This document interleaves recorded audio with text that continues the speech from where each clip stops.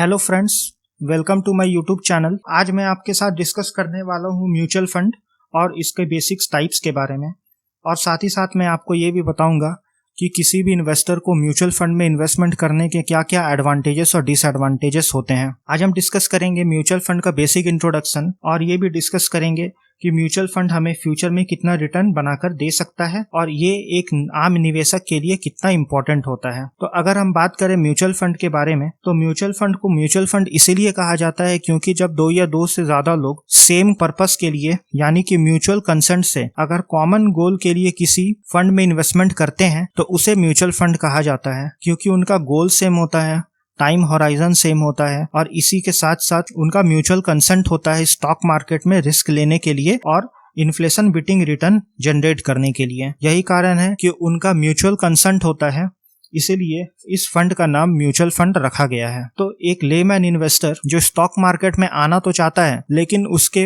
बारे में उसको पूरी जानकारी नहीं होती, उसे उतना एक्सपीरियंस नहीं होता कि किसी स्टॉक को किस तरह से परचेस किया जाए, उसके फाइनेंशियल रिपोर्ट्स को किस तरह से पढ़ा जाए, क्वार्टर ऑन क्वार्टर उसके रिपोर्ट्स को किस तरह से एनालाइज किया जाए और मार्केट वॉलेटिलिटी को किस तरह से सर्वाइव किया जाए। यही कारण है कि एक normal investor directly share market में इन्वेस्टमेंट नहीं करता, बल्कि उसे म्यूचुअल फंड में आने की एडवाइस दी जाती है। म्यूचुअल फंड में एक प्रोफेशनल फंड मैनेजर होता है। वो प्रोफेशनल फंड मैनेजर या 2% 1 या 2% की फीस चार्ज करके आपके लिए सारी रिसर्च करता है और क्वालिटी स्टॉक्स को चूज करता है और अपना पोर्टफोलियो पब्लिकली पब्लिश कर देता है। अगर आपको उसका पोर्टफोलियो पसंद आता है तो आप उसके फंड में लंबे समय के लिए इन्वेस्टमेंट करके एक बड़ा वेल्थ क्रिएट कर सकते हैं। अगर हम म्यूचुअल फंड की बात करें तो यहाँ 1 साल या 2 साल के लिए निवेश नहीं किया जा सकता। आप यहाँ पे लंबे समय के लिए अगर इन्वेस्टमेंट करते हैं तभी आपको कंपाउंडिंग का बेनिफिट मिलता है। आप अगर 1 साल से पहले अपने पैसों को यहाँ रिडीम करते हैं तो आपको 1% का एग्जिट लोड भी चार्ज किया जाएगा और साथ ही साथ आपको लॉस होने का काफी ज्यादा चांसेस होता है। यही रीजन है कि फंड मैनेजर्स के जरिए हमेशा आपको 5 से 7 साल के टाइम होराइजन के लिए इन्वेस्टमेंट करने के लिए कहा जाता है, क्योंकि ये देखा गया है कि भारत के इतिहास में कभी भी 5 या 7 साल या उससे ज्यादा समय के लिए किए गए किसी भी निवेश में किसी को भी कभी नुकसान नहीं हुआ है। म्यूचुअल फंड की अगर बात करें तो ये एक डिसिप्लिन्ड अप्रोच पैदा करता है और ये कंटिन्यूअस इन्वेस्टिंग हैबिट को जनरेट करता है, और इसमें मंथली इन्वेस्टमेंट को कहा जाता है SIP यानी कि systematic investment plan. Systematic investment plan के जरिए एक मुश्त रकम हम मार्केट में इन्वेस्टमेंट नहीं करते बल्कि हर महीने छोटे छोटे टुकड़ों में इन्वेस्टमेंट करते हैं। तो फॉर एग्जाम्पल अगर मार्केट में गिरावट होती है तो उस केस में हमारी यूनिट्स का एवरेजिंग हो जाता है और यूनिट्स का एवरेजिंग होने के साथ साथ हमें ज्यादा यूनिट्स मिलती है। तो जब मार्केट रिकवर करता है तो उस समय हमें ज्यादा प्रॉफिट मिलता है। तो इस वजह से SIP को एक बेस्ट रूट ऑफ इन्वेस्टमेंट माना जाता है, जिसमें एक मुश्त रकम इन्वेस्टमेंट ना करके छोटे छोटे हिस्सों में अपने इन्वेस्टमेंट को तोड़ा जाता है, जो कि डेली,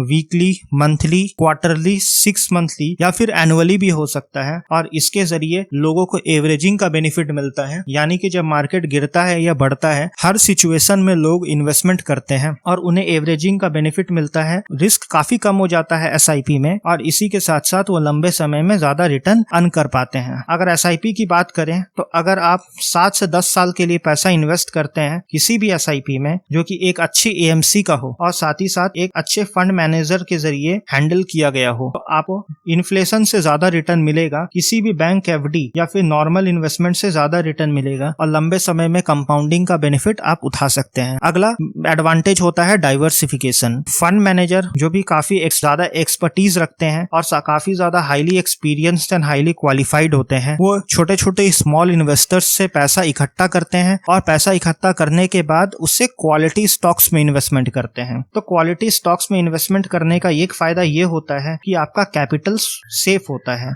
और आपका कैपिटल का एप्रिसिएशन ही होता है, लंबे समय में डेप्रिसिएशन नहीं होता। तो छोटे छोटे इन्वेस्टर्स से पैसा इकट्ठा करके एक fund manager different kind of quality stocks में पैसा इन्वेस्टमेंट करता है। यही कारण है कि म्यूचुअल फंड में स्टॉक मार्केट में डायरेक्टली इन्वेस्टमेंट करने के कंपैरिजन में काफी कम रिस्क होता है।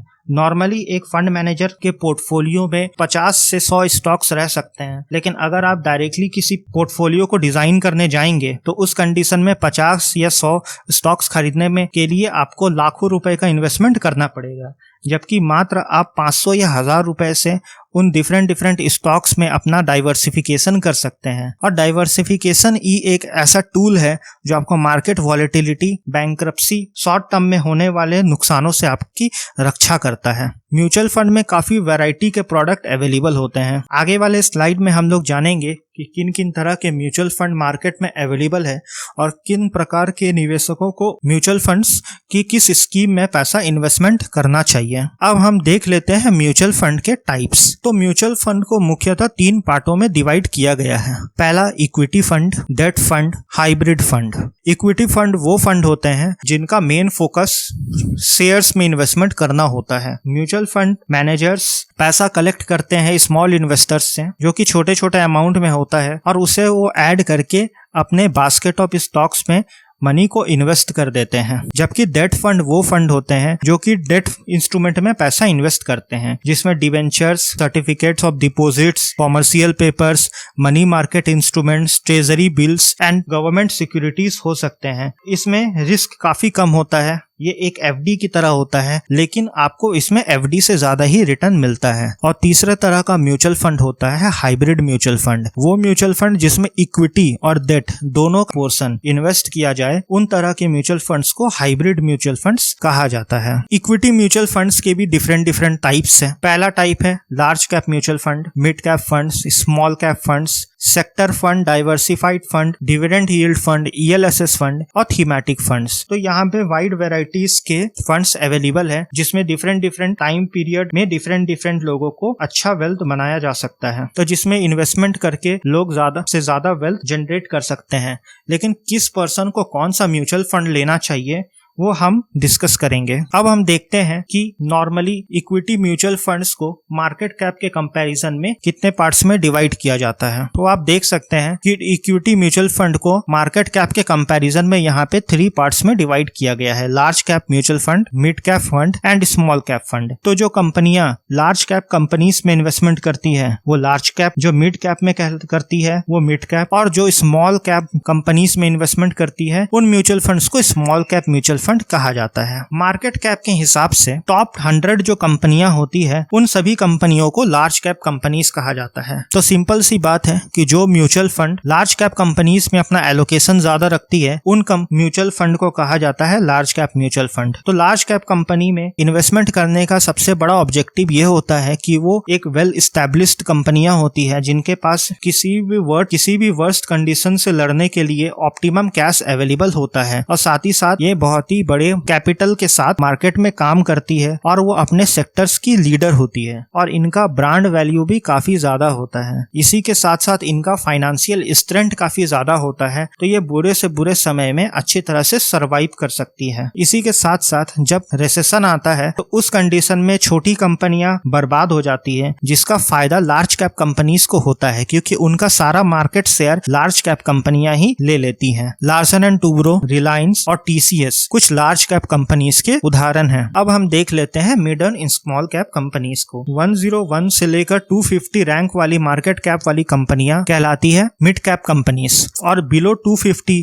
मार्केट कैप वाली कंपनियां कहलाती है स्मॉल कैप कंपनीज। तो अगर किसी सेक्टर में 1000 कंपनीज जो कि स्मॉल कैप कंपनीज होती है वो रजिस्टर होती है, तो हो सकता है कि उसमें से 700 to 800 कंपनीज ही सक्सेस करें और बाकी कंपनियां बैंकरप्ट हो जाए। इस वजह से यहाँ पे ग्रोथ रेट तो काफी हाई होता है क्योंकि वो कंपनी स्मॉल है और उनको आगे ग्रो करने के लिए काफी बड़ा फील्ड है, लेकिन यहाँ पर फेलियर रेट भी बहुत ज्यादा होने के वजह से इन्वेस्टमेंट करना भी काफी रिस्की होता है। तो यहाँ पे high return and high risk वाले इन्वेस्टर्स को ही इन्वेस्टमेंट करना चाहिए। इसके बाद हमारा अगला फंड का टाइप होता है सेक्टर फंड। सेक्टर फंड कुछ स्पेसिफिक सेक्टर्स में इन्वेस्टमेंट करती है। For example SBI pharma fund जो कि सिर्फ फार्मा सेक्टर की कंपनियों में इन्वेस्टमेंट करती है। इसी तरह से वे आईटी के सेक्टर में भी इन्वेस्टमेंट कर सकते हैं या फिर फाइनेंस के सेक्टर में भी इन्वेस्टमेंट कर सकते हैं। तो वो फंड्स जो कि किसी स्पेसिफिक सेक्टर में सिर्फ इन्वेस्टमेंट करे उन फंड्स को सेक्टर फंड कहा जाता है। जनरली ये फंड काफी ज्यादा रिस्की होता है क्योंकि डिफरेंट टाइम स्केल्स में डिफरेंट सेक्टर्स के लिए ज्यादा प्रॉफिटेबल टाइम होता है। जैसे एग्जांपल के लिए 2018 के बाद ऑटो सेक्टर में काफी मंदी थी, तो ऑटो सेक्टर वाले जितने भी म्यूचुअल फंड थे वो सभी परफॉर्म नहीं कर पा रहे थे। इसलिए सेक्टोरल फंड जितने भी होते हैं वो काफी ज्यादा हाई रिस्क वाले फंड होते हैं, तो यहाँ पर इन्वेस्टमेंट करना नॉर्मली एडवाइजेबल नहीं होता है। फंड का अगला टाइप होता है डिविडेंड यील्ड फंड। तो ऐसे फंड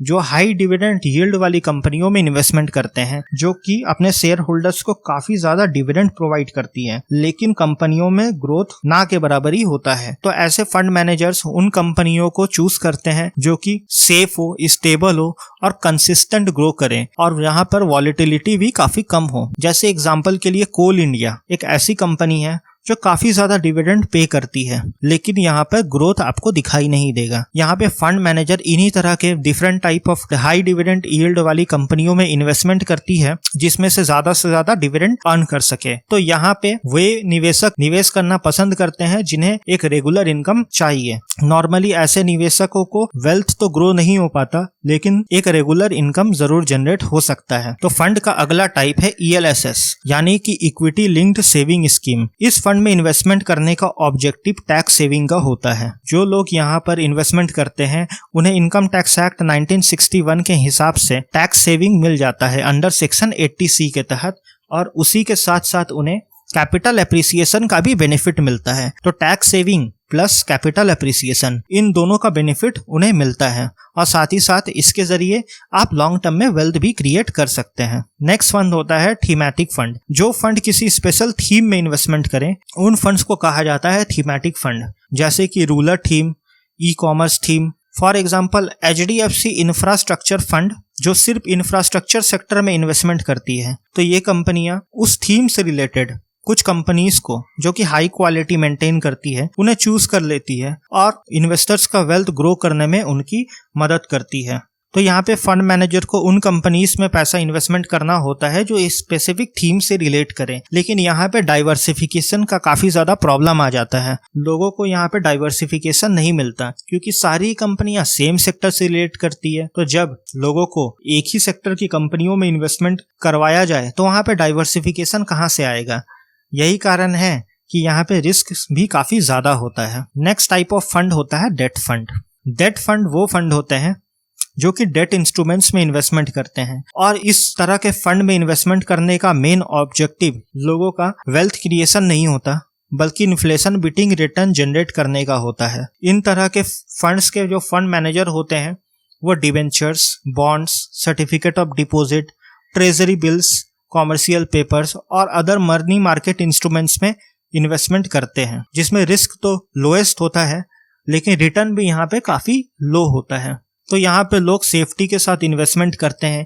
ये एक तरह से FD की तरह ही होता है, लेकिन इसमें ये FD की तरह ही होता है, लेकिन इसमें कुछ सालों का लॉक इन भी हो सकता है। उस लॉक इन पीरियड के बाद ही लोग पैसा रिडीम कर सकते हैं। नेक्स्ट टाइप ऑफ फंड होता है हाइब्रिड फंड। तो ऐसे फंड जहां पे डेट और इक्विटी दोनों को साथ में मिला करके इन्वेस्टमेंट किया जाए, उन तरह के फंड्स को कहा जाता है हाइब्रिड फंड्स, जिसमें कुछ पोर्शन डेट का भी होता है और कुछ पोर्शन इक्विटी का भी होता है। इक्विटी आपको हाई रिस्क प्रोवाइड करती है, लेकिन डेट के कंपैरिजन में यहाँ पे काफी ज्यादा रिटर्न जनरेट करता है। दूसरा होता है डेट इंस्ट्रूमेंट्स। डेट इंस्ट्रूमेंट्स में स्टेबल रिटर्न होता है, फिक्स रिटर्न आपको ये प्रोवाइड करती है, लेकिन फिक्स रिटर्न प्रोवाइड करने के साथ साथ आपको यहाँ पे सेफ्टी भी मिल जाता है। तो आपको इक्विटी और डेट दोनों का बेनिफिट मिलता है हाइब्रिड फंड में। म्यूचुअल फंड के स्ट्रक्चर के हिसाब से दो तरह का स्ट्रक्चर म्यूचुअल फंड में होता है। पहला होता है ओपन एंडेड म्यूचुअल फंड और दूसरा होता है close ended mutual fund. Open ended mutual fund वो फंड होते हैं जिसमें कभी भी मनी को इन्वेस्ट किया जा सकता है और कभी भी रिडीम किया जा सकता है, यानी कि यहाँ पे किसी भी तरह का लॉक इन पीरियड नहीं होता। लोग जब चाहे इस फंड में इन्वेस्टमेंट करते हैं और जब चाहे पैसा रिडीम भी कर सकते हैं। लेकिन क्लोज एंडेड म्यूचुअल फंड में कुछ सालों का लॉक इन होता है। जैसे एग्जांपल के लिए डेट फंड, ELSS फंड, तो उन तरह के फंड में लॉक इन पीरियड होता है और फंड की मैच्योरिटी के बाद ही आप अपने फंड में से रिडीम्शन कर सकते हैं। और म्यूचुअल फंड में जो भी ओपन एंडेड फंड होते हैं उनमें बाय और सेल आप कभी भी कर सकते हैं अपने यूनिट्स को, लेकिन क्लोज एंडेड फंड में सिर्फ NFO के टाइम पे ही आप अपने फंड्स को बाय कर सकते हैं और अपने यूनिट को सेल करने के लिए आपको अपने मैच्योरिटी का इंतजार करना पड़ता है। तो हो सकता है आपके फंड में 3 साल का लॉक इन हो और 3 साल के दौरान मार्केट ऊपर चला जाए लेकिन मैच्योरिटी तक वापस मार्केट नीचे आ जाए, तो उस केस में आपको काफ़ी ज़्यादा नुकसान हो सकता है। तो यही कारण है कि लोगों को हमेशा ओपन एंडेड फंड में ही इन्वेस्टमेंट करना चाहिए। मैनेजमेंट स्टाइल की बात करें तो मैनेजमेंट स्टाइल यहाँ पे 2 पार्ट में डिवाइड किया गया है। पहला होता है एक्टिवली मैनेज म्यूचुअल फंड और दूसरा होता है passive manage mutual fund. Actively manage mutual fund वो म्यूचुअल फंड होते हैं जहाँ पे फंड मैनेजर्स डायरेक्टली इन्वॉल्व होते हैं किसी भी स्टॉक को सेलेक्ट करने के लिए। यहाँ पे फंड मैनेजर्स के ऊपर में किसी तरह का कोई प्रेशर नहीं होता कि उन्हें कौन सा स्टॉक पसंद करना है। उन्हें जो स्टॉक अच्छा लगता है वो अपने पोर्टफोलियो में वही स्टॉक परचेस कर लेते हैं कंपनी के आने वाले ग्रोथ प्रोस्पेक्ट्स को ध्यान में रखते हुए। और यहाँ पे वो उसे सिर्फ सेलेक्ट ही नहीं करते, उसका वेटेज भी वो खुद ही डिसाइड करते हैं कि अपने पोर्टफोलियो में उसे कितना % का वेटेज देना है। लेकिन अगर हम बात करें पैसिवली मैनेज म्यूचुअल फंड्स की, तो वो उस तरह के म्यूचुअल फंड होते हैं जिसमें फंड मैनेजर्स को किसी भी तरह का इंडिपेंडेंस नहीं होता स्टॉक सिलेक्शन के लिए और वेटेज को डिटरमाइन करने के लिए। यहाँ पे फंड मैनेजर्स स्टॉक का सिलेक्शन नहीं करते बल्कि किसी पर्टिकुलर इंडेक्स को फॉलो करते हैं। जैसे एग्जांपल के लिए निफ्टी, सेंसेक्स, बैंक निफ्टी,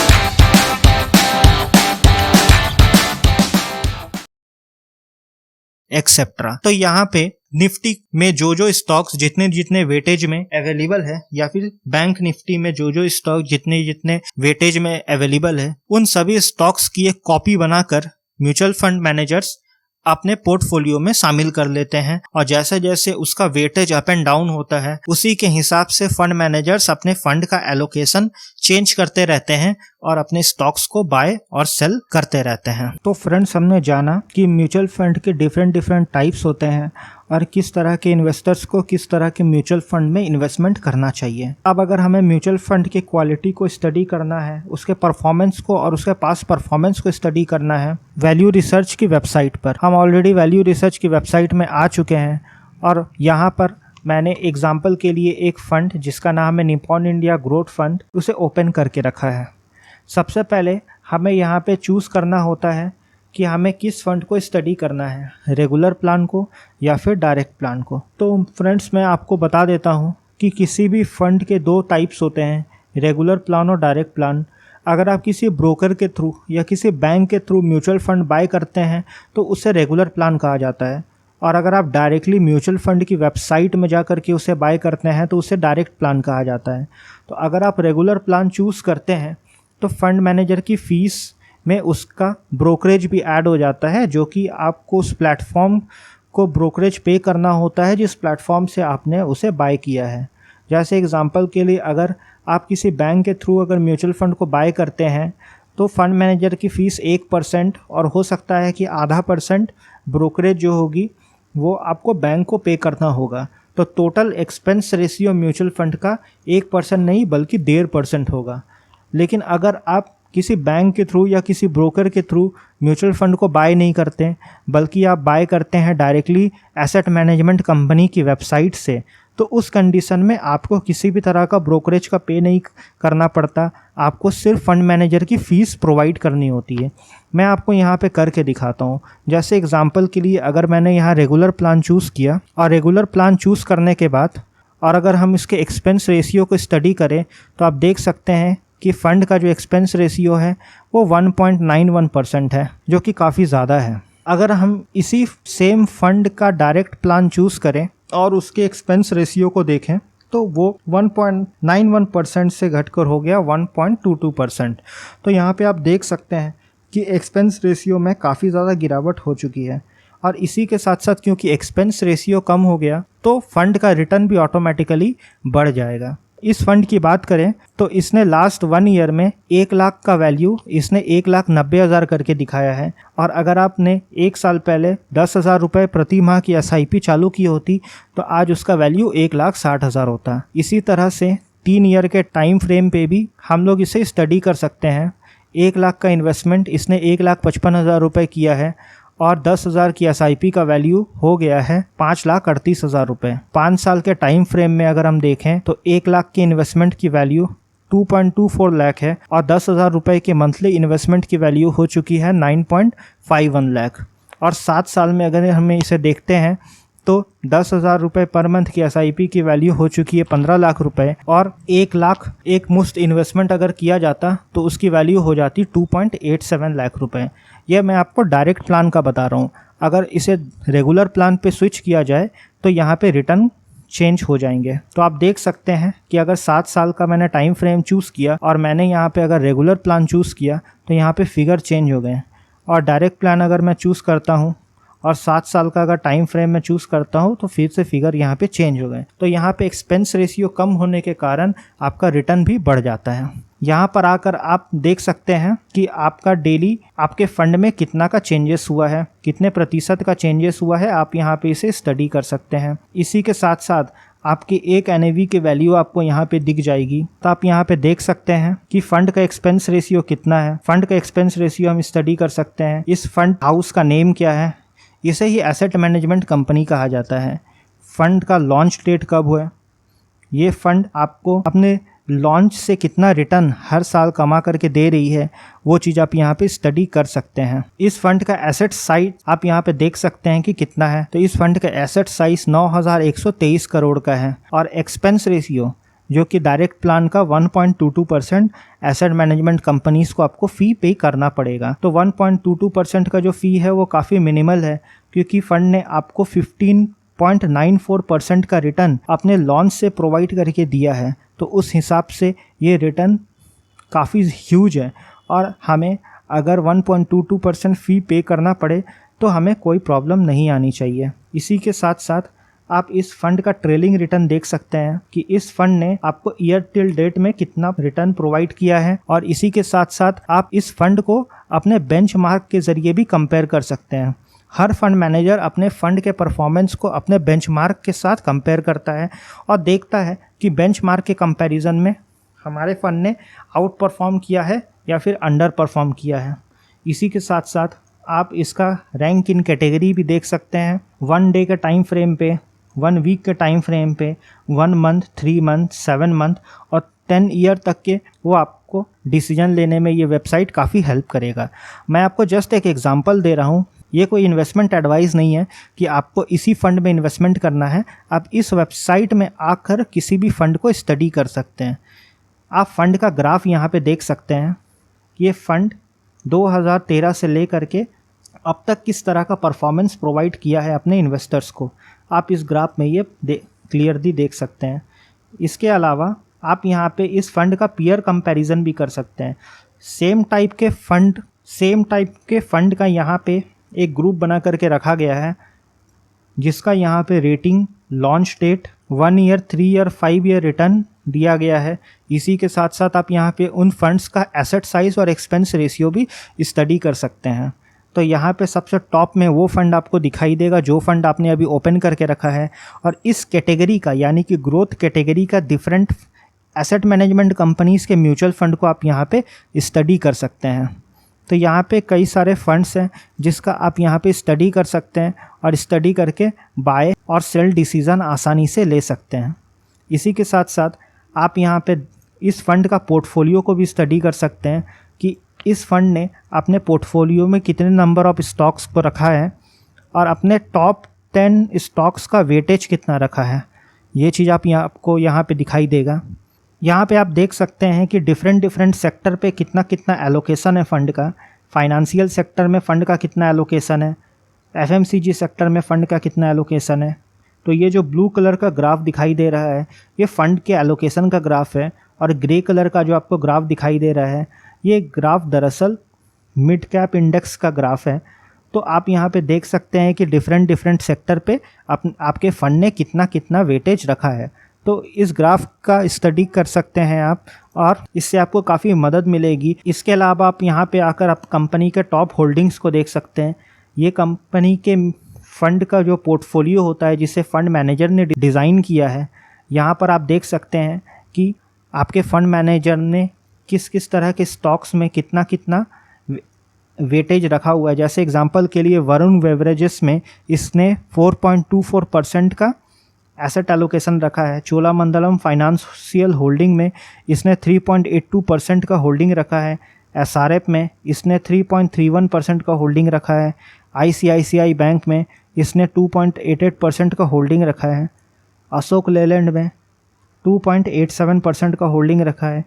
इसी तरह से यहाँ पे कई सारे स्टॉक्स का एक पोर्टफोलियो इस फंड मैनेजर ने बनाया है और बना करके यहाँ पे इसका बास्केट क्रिएट किया है। और इस बास्केट को स्टडी करके आप देख सकते हैं कि फ़ंड की क्वालिटी कैसी है, और फंड की क्वालिटी के साथ साथ आप इसका बाइंग डिसीजन ले सकते हैं। अगर आपको किसी दूसरे फंड का आइडिया लेना हो तो आप यहाँ पे डायरेक्टली सर्च बॉक्स पे क्लिक करिए और उस फंड का नाम लिखिए। जैसे एग्जांपल के लिए मैं यहाँ पे लिखता हूँ SBI ब्लू चिप फंड। तो यहाँ पे SBI ब्लू चिप लिखते ही आपका फ़ंड यहाँ पे ओपन हो जाएगा और यहाँ पे सबसे पहले आपको चूज़ करना पड़ेगा कि आप डायरेक्ट प्लान लेना चाहते हैं, मतलब आप यहाँ पे डायरेक्ट प्लान को स्टडी करना चाहते हैं या फिर रेगुलर प्लान को स्टडी करना चाहते हैं। लास्ट 1 डे में कितना परसेंटेज का चेंजेस है वो आप यहाँ पे स्टडी कर सकते हैं। इसके अलावा इसका NAV कितना है वो स्टडी कर सकते हैं। तो सारे पैरामीटर्स यहाँ पे अवेलेबल है। इन सभी पैरामीटर्स को आप अच्छे से स्टडी करिए, अपने फाइनेंशियल एडवाइज़र के साथ कंसल्ट करके इन्वेस्टमेंट डिसीजन लीजिए और लॉन्ग टर्म के लिए इन्वेस्टमेंट करिए ताकि आप बड़ा वेल्थ जनरेट कर सकें। अब मैं आपको दिखाता हूँ SIP कैलकुलेटर के ज़रिए कि अगर आपने इस फंड में इन्वेस्टमेंट करना स्टार्ट किया हुआ होता इसके लॉन्च के टाइम पे तो आपको कितना फ़ायदा होता। जो डायरेक्ट प्लान का कॉन्सेप्ट था वो 2013 में लॉन्च हुआ था। तो अगर हम इसके लॉन्च डेट से इसका परफॉर्मेंस को स्टडी करना चाहते हैं तो आपको यहाँ पे रेगुलर प्लान चूज़ करना होगा। तो हम यहाँ पे रेगुलर प्लान चूज़ कर लेते हैं और SIP रिटर्न के ऊपर में क्लिक करते हैं। तो अगर हम यहाँ पे SIP रिटर्न के ऊपर में क्लिक करें तो आप यहाँ पे SIP डेट और SIP अमाउंट डाल कर देख सकते हैं कि आपके फ़ंड ने कितना वेल्थ क्रिएट करके आपको प्रोवाइड किया है। तो अगर हम यहाँ पे मंथली इन्वेस्टमेंट 10,000 का लें और अगर हम यहाँ पे इन्वेस्टमेंट करना 1 जनवरी 2020 से स्टार्ट करते हैं और SIP एंड अगर हम करेंट डेट पे करते हैं तो इसने हमें कितना अमाउंट अर्न करके दिया होगा।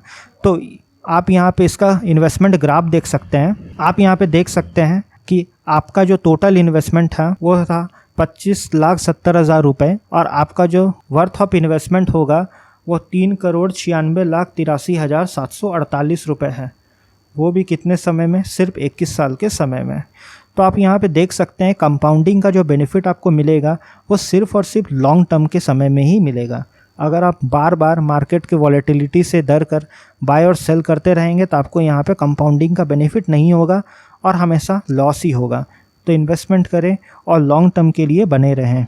धन्यवाद। इस वीडियो को लाइक करें, शेयर करें और चैनल को सब्सक्राइब करें। Thank you.